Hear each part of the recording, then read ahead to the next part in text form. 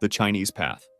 On the northern border with China, there are two rivers, the Yalu River and the Tumen River. The Tumen River is the most commonly used route as it's considered slower, narrower, and shallower, making it an easier crossing point. But even here, most people who try escaping don't make it alive. The Northern Korean Border Patrol is also really present in this area, and some even hide underground with their weapons pointing out through holes, ready for shooting at people escaping. If you do manage to get into China, you'd still have a lot to do to be safe, as China has one of the world's largest and best surveillance systems. You'd have to make your way to a safe country across China, hoping to not be stopped by anyone as you wouldn't understand their language. Not only that, but there's also the risk of getting kidnapped for human trafficking, which is the fate many Northern Korean escapees suffer from. In that case, the best case scenario, which is still terrible, would be to be a woman who gets sold as a wife to Chinese villagers, which at least would give them a roof over their heads and some food, a somewhat better situation than the others go through. There is another way to kind of make it to a safe place in China, as the South Korean Embassy and the Office of the United Nations High Commissioner